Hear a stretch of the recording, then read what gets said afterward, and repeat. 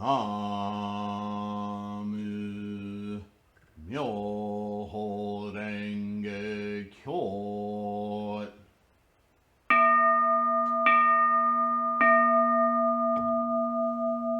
나무 묘호랭개교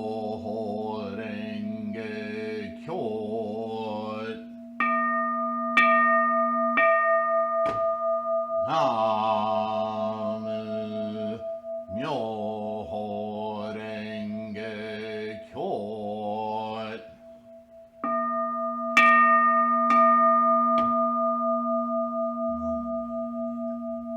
Here we are again. Oops, sorry, not too loud. Hand claps, really loud. Anyway, hope you're healthy and safe. And let's see how far we can get into this tremendous Gosho of the teaching approved by all Buddhas. And we already understand that all Buddhas are just human paths of Buddhahood. Buddha is one state of cognition, of awareness, perception. All of us have our individual Buddha wisdom, Buddha path, Bodhisattva path, in order to attain or maintain or discover, awaken a truth of all phenomena that's always there, albeit not being experienced. And that's why we practice Buddhism, to experience that state, right? All right. We ended with, this is called self-practice. Because, as I've said many times, Buddhism is a self-initiated, self-motivating, self-manifesting, self-actualizing realization practice, right? Because continuing now, because one abandons such conduct of autonomous self-practice and dwells instead in the mind of one-sided thoughts arising from ignorance and false conceptualizing, in other words, thingifying everything and identifying with stuff as though you can own something that's just in process. Do you see how that breaks down? That ownership, that cataloging of things that we own, including our own body, eye color, the possessing of things is our samsaric problematic to put aside. And instead see all the same stuff, but see it as a process that's constantly developing, arising, and going away. It's just evidence of potential, a flow, in other words, of energies. Then what can you possess? What can you hold? Right? That's the whole concept of emptiness. It's like trying to hold something that we can feel with our samsaric senses, our consciousnesses, but what we're feeling, in fact, is just a mutating, constantly shifting process. The idea of solidity is an illusionary conception of mind. What you're holding, quote unquote, is simply something that's constantly changing, just as your hand is. I know it seems like science fiction, but it's a mental perception that's important. Let's go on.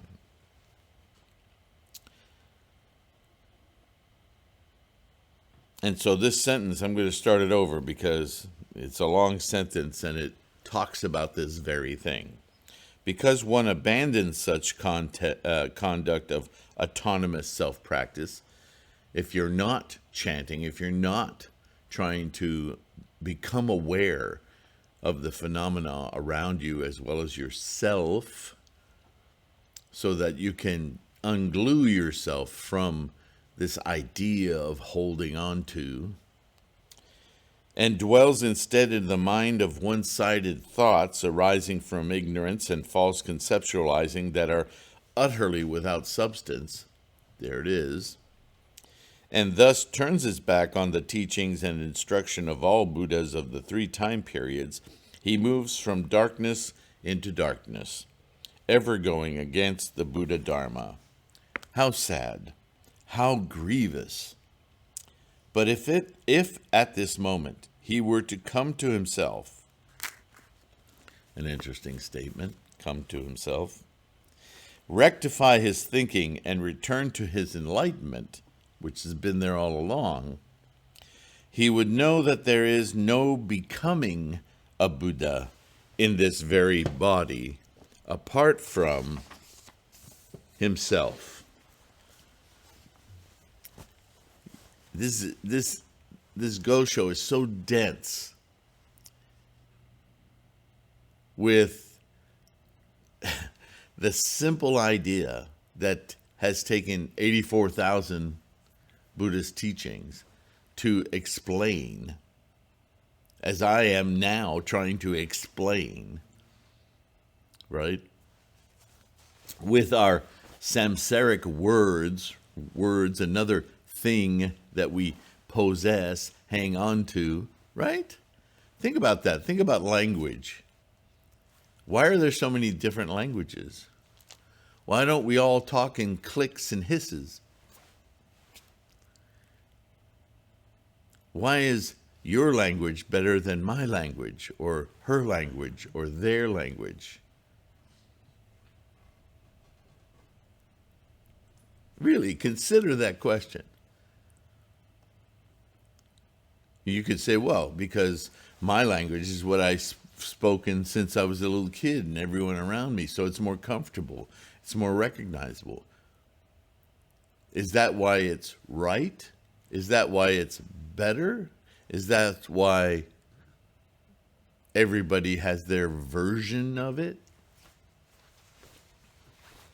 Because even within English, there's something we used to teach called grammar, sentence structure.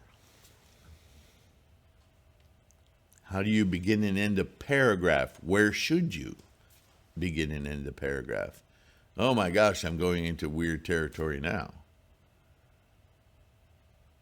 I'm talking about this because I want you to understand, we think of possession as ownership of something. I'm stating the obvious, right? But truly, as we read Buddhism, we have this idea of, I bought a guitar, so I own that guitar. But Buddhism spent centuries trying to get people to understand that the money you use to purchase the guitar, the desire, the motivations you had to own that guitar, the transfer of something to somebody, some other person, mind, for the manufacturer and the encapsulating descriptions of all the things that went into guitar, are now somehow transferred to you so that you now become the owner of this thing you call guitar. If you look at the strings of the guitar, the money you paid for the guitar, the case the guitar is in, all of the various words you use to describe the components and aspects and characteristics of the guitar, your desire for the guitar, all of those things are the same thing. In fact, upon pondering more deeply, you and the guitar and the case and the strings and the money and the desires are all formed from the same thing. Yikes. This is where people tend to get a little lost in Buddhism, right? Because it just seems like a Disney movie or maybe a Cronenberg movie. a movie nonetheless. Like a lot of CGI going on here. And you know, in a way, we're fortunate to live in this time and space where we know what CGI is, where we actually have the ability to go into an apparatus and code it, more words, more dialogue, to tell the computer to create a very lifelike imitation. We could construct that guitar in a program that would make the guitar look even more real and constantly polished than we can keep our own version of it. Actually, that's a really good example to illustrate what Buddha realized, or Shakyamuni Buddha realized almost 3,000 years ago. That if you have a super high resolution monitor and a really powerful computer, you can, with zeros and ones, albeit you don't code it that way, but you know, create and play a beautiful guitar in a space that is more beautiful than anything you've ever seen on the planet, with waterfalls and trees and kind animals. And you can make an avatar, a copy of yourself. You've heard of deep fakes, right? You could make a personage of you, a personage, keyword, of you, and explore yourself on a 2D screen that looks more real than looking out the window in your home. And you could play that guitar. You could own that guitar. And Buddhism is simply saying, okay, you're enjoying this video game of you playing this guitar like a master with that amazing guitar and 14 different camera angles moving around you, floating through this forest in beauty and water trickling while you're mastering this guitar. But you do know that it's just pixels and construction of little electrical signals and photons, that ultimately none of it, it's not only not real, it's all constructed of zeros and ones. And beyond the zeros and ones are constructed of electricity, energy.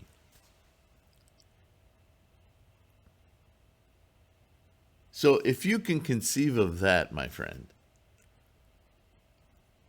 then certainly you understand that this, which the irony is I'm in a video touching this image, it's all ones and zeros on the screen. But truly, look around you right now and understand that it's no different than the image on the screen. Yikes. How much do you buy into it? How much of yourself is identified with what you perceive? So Buddhism doesn't say, oh my gosh, I'm not real. Nothing is real. No, that's not what Buddhism is saying. Buddhism is simply saying, try to get your mind to wrap around the idea that is the nature of all phenomena, that it's temporal, that it's just like the pixels on a screen, that your attempt to hang on to that guitar is going to put fingerprints on your beautiful display. Have the avatars, have the guitar, have the experience of it. That's what's real. Without the anxiety and the avarice and the suffering that you cause yourself by thinking that it can go away. It's been gone all along. Shift your thinking. Okay, it's hard to do, so this is how you do it. Get a mandala, because then you can use that natural human sentient mind of possessing and owning. And here's the trick. We're going to give you a perfect object to own and obsess about. And you're going to take that energy of ownership and you're going to turn it into just the most dedicated, determined thing that you own. And you're going to focus on it, and you're going to chant the law of all phenomena and make it your focus. Make it what your mind focuses on. Namo Myoho Renge Kyo, Namo Myoho Renge Kyo. Oh. Suddenly, you become aware that you're not, and I've talked about this recently, that as you keep chanting, reciting Gongyo, somewhere in your experience of dedicating your mind's focus, that mandala will start shifting on you. Your seeing of it, your eye consciousness, along with your ears and your body, you will experience that mandala doing things that your human mind says, what was that? It's not supposed to do that. My eyes are playing tricks on me. I'm chanting in such a steady rhythm, I'm hearing something else. Pay attention to that. Because that is your Buddha mind, your mind of original instantiation, your mind that transcends time-space and sees everything, experiences everything for what it truly is, a constantly shifting manifestation of potentials. And where is that perception happening? Is it happening on that mandala? No, it's not even a thing. It's a reflector of a thing, and that thing is your perception.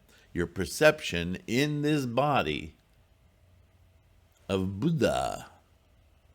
That's Buddhahood, enlightenment in this very life, this very body.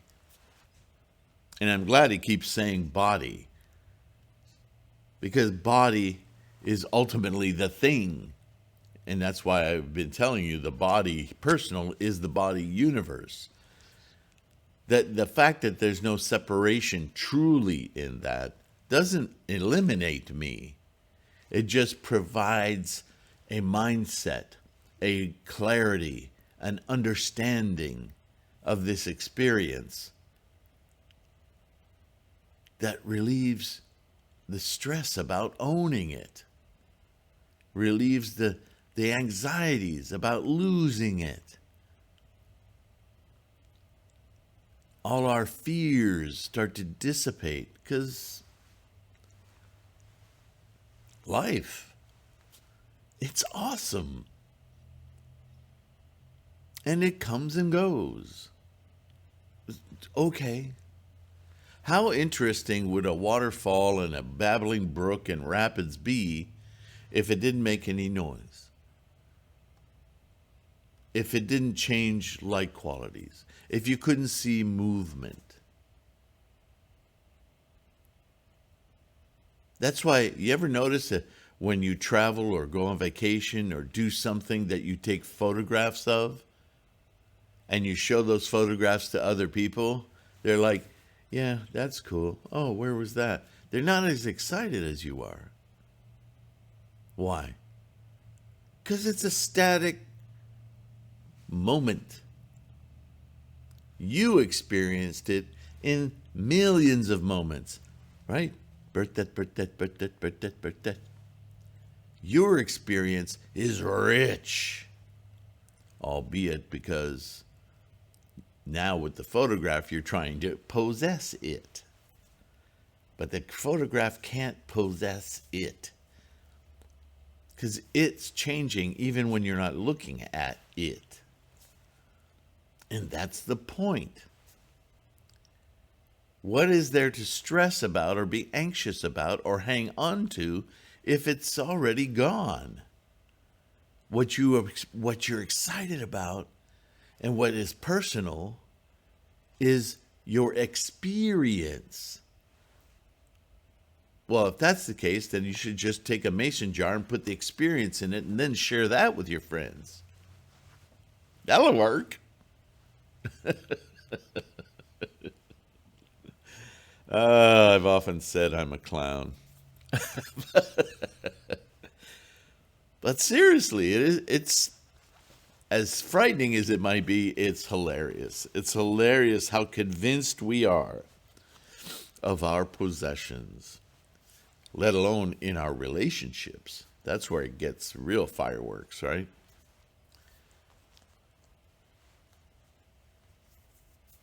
Let's go on. Less editorializing, more Nietzschean. The mirror of our mind and the mirror of the Buddha's mind are, in fact, the same mirror. So there's an imaginary mirror, but I'm sure Nietzschean is resolving that very sentence on this mandala. Because the mandala isn't it. It's a mirror of it. What is it? Gohanzon is what he's talking about. It's the thing, the objective in our minds that focuses in on Buddha mind. And that mandala is meant to help us humans, our avarice of ownership, to turn inward and to own our enlightenment, which is there waiting. Nevertheless, we observe it from the reverse side and so fail to perceive the principle of our true nature. Yeah, could you imagine going in the bathroom in the morning, looking in the mirror and going, oh, no, and turning it around? How much of yourself would you see, truly? This is what he's saying. This is normal human behavior, ignorance of our own enlightenment. It's like turning a mirror around and expecting to see something real. And the fact of the matter is the mirror itself isn't something real. It's transmigrating just like everything else is. But analogy accepted. Therefore, our state is termed ignorance. The Tathagata looks into the face of the mirror and so has perceived the principle of his own nature. Thus, enlightenment and ignorance are but a single essence.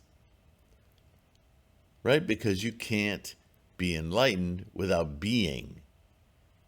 Right? Enlightenment doesn't require this. It just is. You are able to experience enlightenment because there's a you. Thus, enlightenment and ignorance are but a single essence. Though the mirror itself is the same, based on the two ways of facing it, there arises the distinction between enlightenment and darkness. There's those two perceptions I keep talking about. Yet, even though the mirror possesses a reverse side, that does not become an obstruction to its front.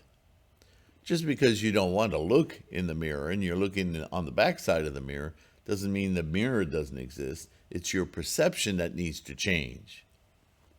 Solely depending upon one's way of facing it, there exists the dichotomy of success or failure. Every word of this Gosho just tickles me. Mutually inclusive and co-penetrating, these are two meanings of a single Dharma. The Dharma of experience. If you experience it arguably wrongly or from the perspective of the back of the mirror without reflection, we use these words all the time, then that's our experience, right? We have to choose to look at the right side of the mirror, or the reflection side of the mirror, or the useful side of the mirror, or the successful side of the mirror, to look into ourselves and find what's been there all along. Enlightenment. Is that right or wrong? It's just a perspective.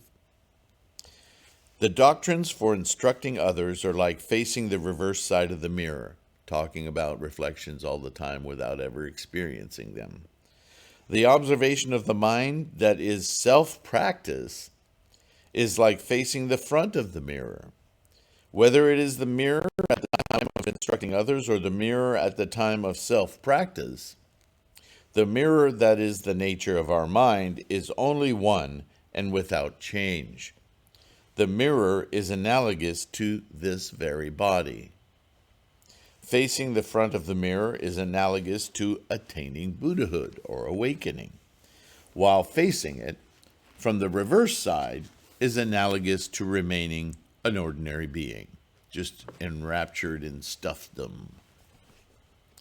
The mirror possessing a reverse side represents inherent evil not being extirpated. I've talked about this use of the word evil, whether it's a Western construct or interpretation. I'm not sure what the Asian or foreign or ancient languages describe that as, but I'm telling you, evil throughout Buddhism is a reference to anything that keeps us from looking at the right side of the mirror. Anything that prohibits you from your enlightenment is an obstacle to your enlightenment, and therefore condemning you to a life of stress and anxiety, etc.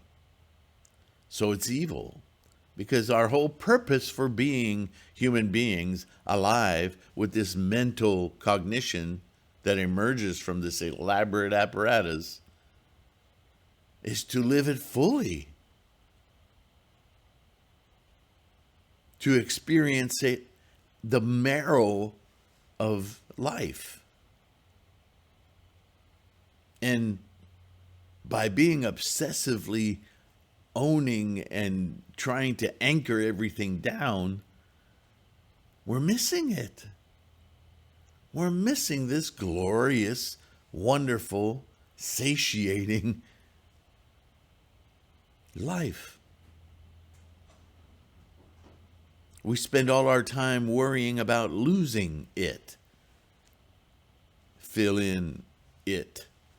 Everything.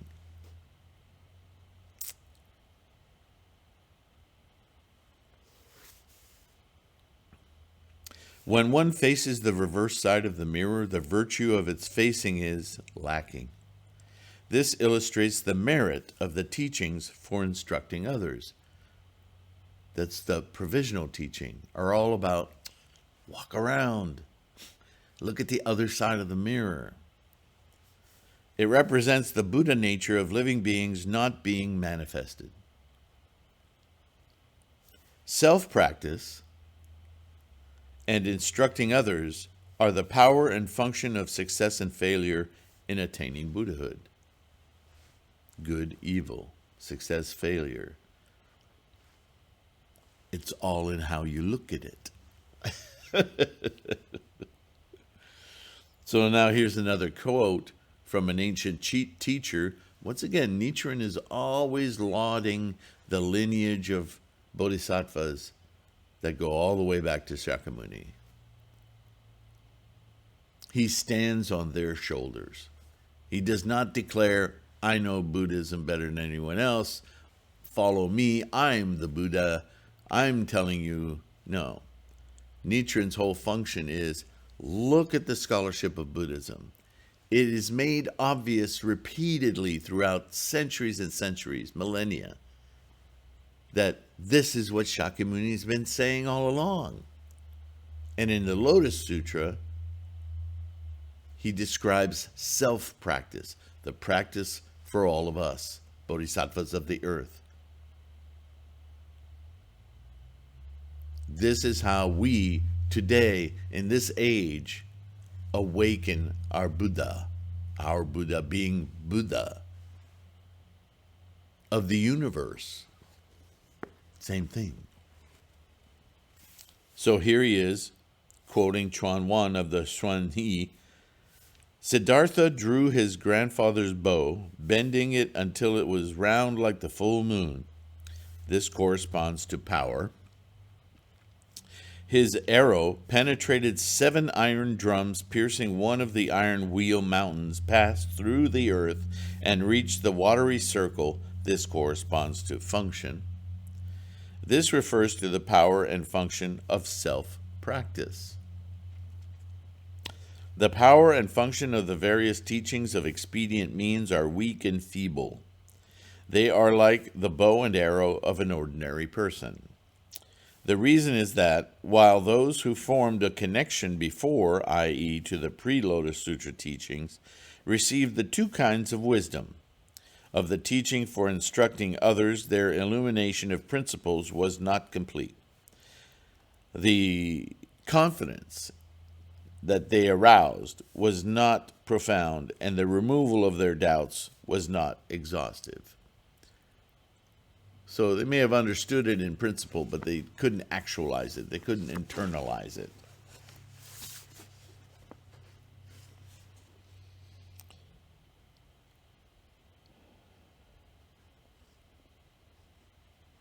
The above refers to the teachings for instructing others, right? Provisional. Those who now form a connection with the Lotus Sutra, Myoho Renge Kyo, receive the 2 kinds of wisdom of self-practice, fully master the Buddha's realm. That's what we experience when we chant and recite to this mandala, and we see the mandala shifting, changing light, doing whatever little tricks it does. Our mind sees it for what it is, a representation. But it's a clever trick to use our very fallacy of human avarice to own and possess and turn it in on itself. Because that very commitment energy is what allows you to go, oh, it's like turning that light on in the attic. This is what's going on. Buddha mind. Arouse the confidence of the Dharma realms, advance the practice of the perfect and subtle way. It is subtle, as mind-jarring as it is to think about. It's a subtle shift. Sever the fundamental illusions and put an end to the higher cycle of birth and death. Or more contemporary way of saying that is our avarice, our attachment of, our possession of each and every moment of birth and death. We're just a flow of energy. Enjoy it while it's here. Not only do the 2 kinds of bodhisattvas, those in their fleshly body and those who in their fleshy body have attained the stage of acquiescence to the unbornness of the dharmas, because they've been here all along, you didn't just invent them, both benefit, but so do dharma body bodhisattvas and dharma body bodhisattvas of the last stage. And we'll get into that. Whose meritorious power of, or rewarding power of leading others is so vast and great, whose benefiting and nurturing is so broad and profound, is solely the power and function of this sutra. The above refers to self-practice. Such a tremendous repetition of the word self. But understand, it's the perception of self. Without this apparatus of self, how could we practice? What would we practice? Buddha mind, Buddha itself, only can be perceived and experienced in this human self life, because only in this apparatus, this formation, can we experience mind. So now Nichiren, that's the end of that quotation. Nichiren goes, that the power and function of the teachings of self-practice should be clearly superior to those of the teachings for instructing others is a matter of course. I mean, really? Do we need to talk about that anymore? The difference? One should examine this passage carefully. It provides a doctrinal standard clearly reflected in the mirror of the sacred teachings expounded in the course of the Buddha's lifetime. Once again, stating again, there's a proper order to things. Shakyamuni spoke sermons in a proper order in order to develop the minds of the people he was talking to, until he finally got to the Lotus Sutra. I say finally because after 42 years, you rightly could say, finally, I'm now going to tell you how you just do this for yourself. Lotus Sutra, Myoho Renge Kyo. To fully master the Buddha's realm in the above quotation indicates the doctrine of the 10 suchnesses, which are fully present in each of the 10 realms. Here we go again with the 3,000 realms. This is why I've spent so much time talking about the 3,000 realms, because it is the reflection of the original Enlightenment doctrine. It is the key to all of Buddhist teaching. And yet, how little is it discussed in most groups or sects? It's like they don't want you to know. How much time is going by? Okay, still got time. Cause and effect of the 10 realms and the 10 suchnesses, as well as the 2 kinds of wisdom, true and provisional, and their 2 objects, are all present within ourselves, and there is not a single person who lacks them. Any mind has these potentials, these qualities already within it. When one penetrates and comprehends this, one awakens to the Buddha's words and masters them. In other words, you experience it. As for, quote, arousing the confidence of the Dharma realms, end quote, the Tathagata of original enlightenment takes the 10 Dharma realms as his essence, takes the 10 Dharma realms as his mind, and takes the 10 Dharma realms as his form. So if you learned it as the 10 worlds or the 10 Dharma realms, think about what they're conceptualizations of, and you can only reason out that they are conceptions of the samsaric mind. And Nichiren is pointing out that they all interpenetrate, therefore, are the 3 bodies of Buddha. The bodies being a word describing realm, aspect, suchness. The phrase in question means to believe that this Tathagata dwells within ourselves. This enlightenment is constantly abiding within our lives, but not just our lives, ourselves, because we understand as Buddhists that ourselves isn't just this body, it's everything the body is in. The universe, the world, the room, the neighborhood, it's all self. Why? Because that's how we identify. We circle around this and describe it in 1,000 different ways. As for advancing the practices of the perfect and subtle way, end quote, because self-practice and the instruction of others are mutually co-penetrating and perfectly united, they are like a pearl, its luster and its worth. These 3 virtues are all inherent in a single gem. So, how you explain something to someone is a reflection of how you understand it, isn't it? That's what he's saying. They are not separated from one another even for a moment. In the Buddha Dharma, nothing is lacking. In the suchness of life, what is lacking. Therefore, one shall become a Buddha in this lifetime, increasing one's thoughts of delight and rejoicing.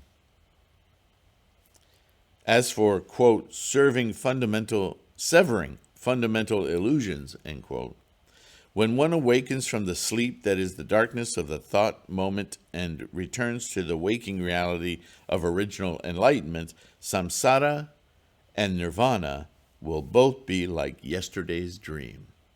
Not a trace of them will remain.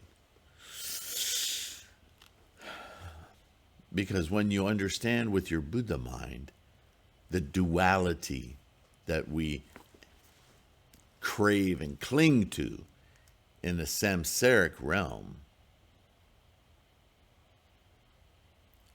is manifest of the same energies, the same mind that is awakened. Nothing changes other than your internal perceptive mind. And that is the whole game. Right? It's like you grow up as a little kid being deathly afraid of German Shepherds. We can talk about the psychology and the reasons. Heck with all that. Just go with me. You see German Shepherds in film and on stories on television, right? That fake 3D universe. And you're scared to death of them. And then one day you go visit your mother's sister or your dad's sister or your mother's brother or a relative. And you walk in the house and there's all this new stuff and you're like really happy to meet this new person and you're curious. And down the hallway runs up this tail wagging, panting German Shepherd. And you scream, I'm going to die. Right?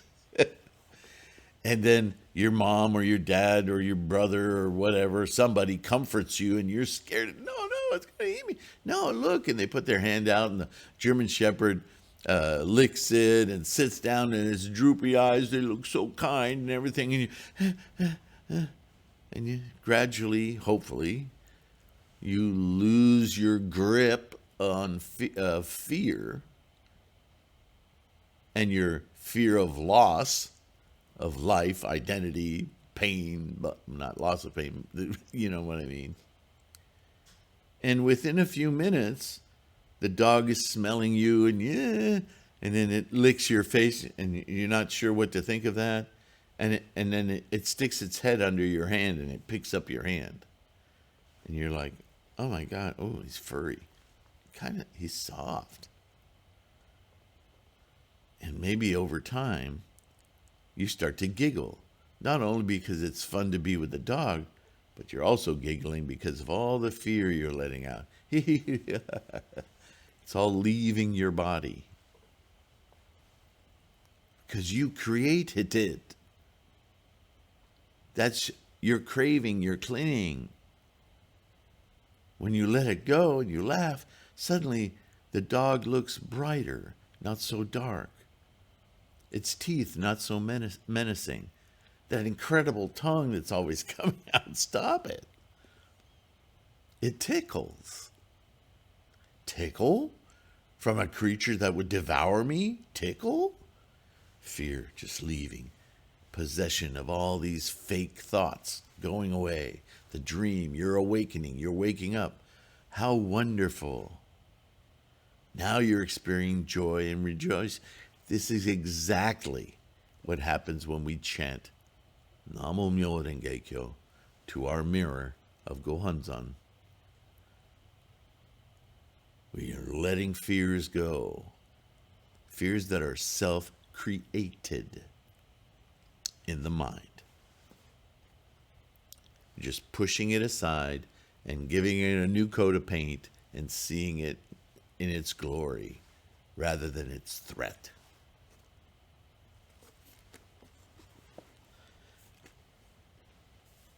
As for quote, putting an end to the higher cycle of birth and death, end quote, This cycle refers to those who are born in the blissful domains where sages and ordinary worldlings dwell together. The blissful domains of the provisional lands and the blissful domains that the lands of true that are the lands of true reward, recompense. In those lands, as bodhisattvas practice the bodhisattva way in their aspiration to become Buddhas, cause moves and effects change, and gradually they advance and ascend, waiting throughout the passage of kalpas to attain the remote goal of Buddhahood. This is called, quote, the higher cycle of birth and death, end quote. So we don't get rid of birth and death, we get rid of our attachment to birth, death. Moment. This is called the higher cycle of birth and death. To abandon a lower stage is called death. To advance to a higher stage is called birth. This sort of higher cycle of birth and death is the suffering that goes on in the Pure Lands. The suffering being a general term talking about how you shift your anxieties and your fears, right, stresses, in a different way as you move. Like I said, as you laugh, you drop the fears. That it's a process of letting go and re-accepting a true experience, right? Conversion of fear to joy about the very same thing. Now, because we ordinary worldlings practice the Lotus Sutra here in this impure land, and because the 10 realms are mutually inherent and the Dharma realm is all a single suchness, we put an end to the rebirth undergone by bodhisattvas in the Pure Lands and advance the practice of the Buddha way, coursing as a bodhisattva with the Buddha mind. We condense the higher cycle of birth and death within a single lifetime and attain the Buddha way. So this is a transitional teaching from Nichiren trying to explain that what has traditionally in Buddhism been taught as this idea of multiple lifetimes going on millions and millions of kalpas in order to finally practice well enough to attain Arhat, Bodhisattva, Buddha, whatever teachings you're referring to, it's all condensed really in this one lifetime. And further, if you really understand the 3,000 realms in a single thought moment, that lifetime is compressed to its actual component part moment. Birth, death, birth, death, birth, death, birth, death, birth, death, birth, death. Which is useful to understand because that means that in the very next moment you can be enlightened. Ordinary worldling, enlightenment. Ordinary worldling, enlightenment. Birth, death, birth, death, birth, death, birth, death. Namo Myoho Renge Kyo.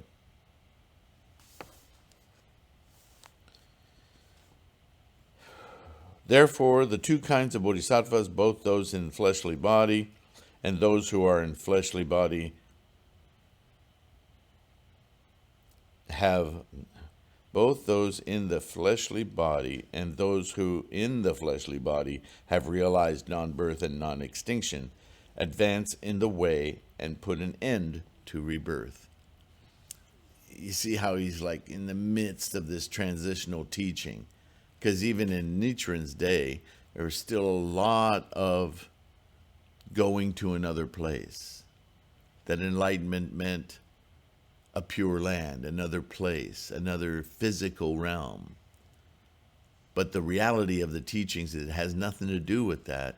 That physical realm, that pure land, is in the mind, and it's here. It's the same realm you're in. And as you digest that, understand, this is what the 10 realms is teaching, that all the realms interpenetrate. They're not different places.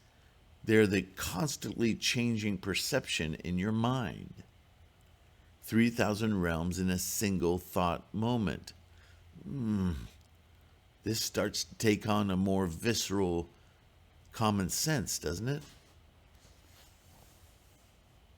Dharma body bodhisattvas have discarded their fleshly body and dwell in the lands of true recompense. Does that mean that I wake up enlightened and therefore I strip myself of this flesh and take apart my bones and I put them neatly in a dresser and then I go out for the day? No. It's a perceptive shift.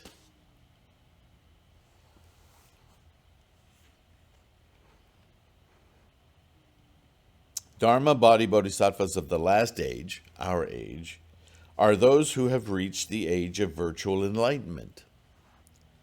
The trace teaching, Shakyamuni, of the Lotus Sutra benefits both bodhisattvas in the fleshly body and those who in the fleshly body have attained acquiesce to the unbornness of dharmas.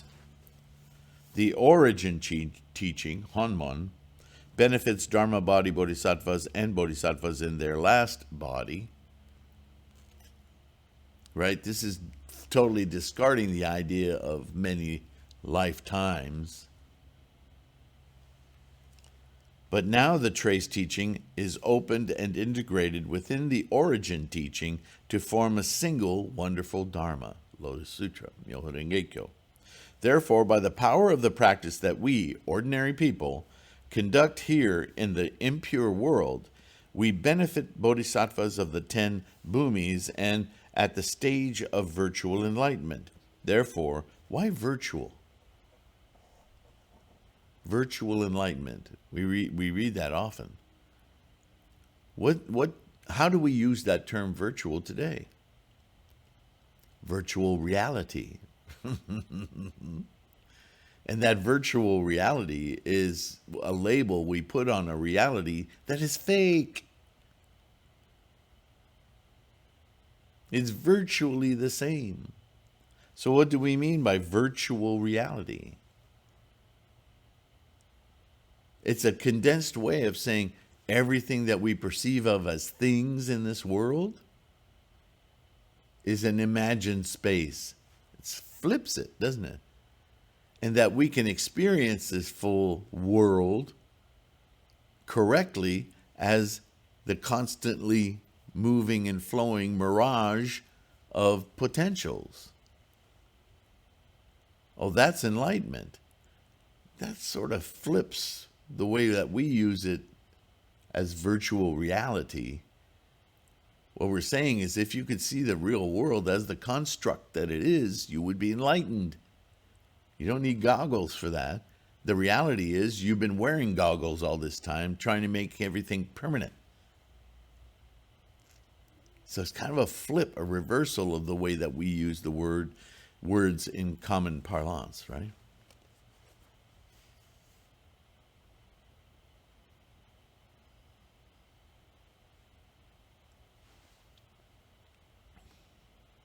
Therefore, our meritorious power of leading others is vast and great. This explains the virtuous function of instructing others, right?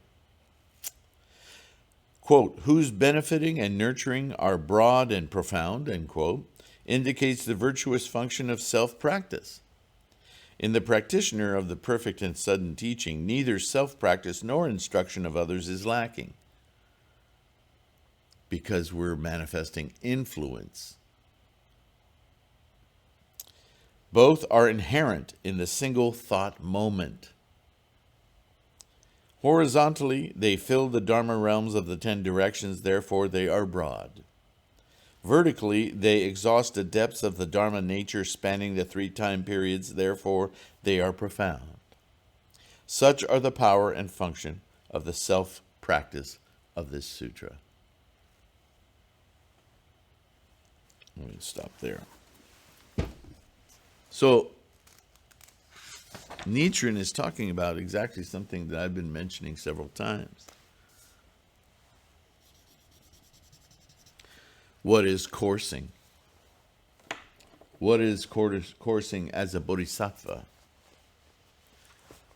It's simply a way of putting into words, as fallible as they are, that when we chant and when we daily commit our minds to a Buddha mind, we carry that influence bodily in our day-to-day, moment-to-moment existence with us, within us. But you must understand that as much as you make effort to do that for your own enlightenment, as you course through your daily life, as you meet other people, as you walk amongst other people, they will experience the energy of your alignment, of your enlightenment. This is why total strangers will walk up to you to ask you just odd questions out of the air. They just want to interact with you. They don't even know why. Some of them feel it. Others, they just find themselves attracted to you. And they don't know why. You know. And you have to be careful to choose those people. Although we would all like to help them all, there's a great investment of ourselves, our time, our space. If we're going to commit to bring somebody to Myoho Renge Kyo, we have to make sure that we can answer their questions. That doesn't mean study all the sutras so you can answer any question. All of that simply means you have to be ready and willing to invite them into your home so that they can chant with you. Everything else comes after that. Because once you've planted the seed, you've awakened their Buddha mind, even though they don't know that or understand that. Then they will be able to receive from your instruction, from your life condition. And that will help them. You could stand there all day long and recite every sutra to them with your brilliant mind. And it may disinterest them. It will not. It will create a wall between you and their Buddha nature. The first thing to do is to straighten out the influence, because they don't know what it is. And you can do that immediately by getting them to chant Namo Myoho Renge Kyo. It's that simple. That's far different, by the way, than going to a supermarket parking lot and assaulting people with a pamphlet and telling them to chant Namo Myoho Renge Kyo. What I'm describing is the natural influence of your life condition drawing people toward you. And now you understand that people are now drawn to you because you know something they don't. And they don't understand what that attraction is. They just respond to it. So your first responsibility is to plant in them the camera setting for their mind. Oh, have you ever heard Namo Myoho Renge Kyo? The what? Can you... Namo Myoho Renge Kyo. It's a Buddhist chant. It's a little song. You ever... No, I've never heard that. Here, say it with me. It's like a lyric. Namo Myoho Renge Kyo. Perfect. Yeah, if you're ever curious about how to de-stress your life, and don't tell me nobody's going to take note of that statement, I welcome you to come to my home and we'll chant together and you'll see how it works. It's really amazing. Well, I'm all for de-stressing my life, but I don't know about that chanting. That's okay. Whenever you feel nervous about something, just chant. Say it again. Namo Myoho Renge Kyo. I carry little bookmarkers that have the translation and what it means. So they can go on their way. I may never see them again. I want them to be able to do it correctly and have some idea why they're doing it. And it's as simple as that. This is how you de-stress your life. Make room for joy. It'll help you. You're nervous, you're afraid, chant. See if it works for you. And if it doesn't, my phone number's on the back there. Give me a call. Thank you. Namo Myoho Renge Kyo. As I say to you, Namo Myoho Renge Kyo.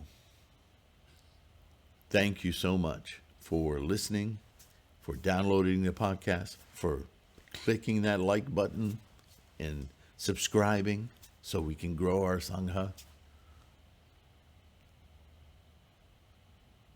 Take care of your health. Be easy on yourself. Not easy, kind. It's different, isn't it? Be kind to yourself, kind to others. Realize that they don't necessarily know what you know. Nor do you know that what they know. What a brilliant puzzle this is. All right. Support if you can. Your support in clicks and likes and subscribing is very much appreciated. If there's any way you can support financially, we'll just keep growing this channel and doing more and more research, getting more books so that I can enlarge my little mind and give us all more reason to have confidence and single-mindedly attain Buddha. Namo Myoho Renge Kyo. I will let you go, and I will see you in the next one. And maybe we'll finish this Gosho. I'm not sure. I'm not in a hurry to finish it. Wow. There's so much information in this Gosho. It's amazing. See you then. Bye for now.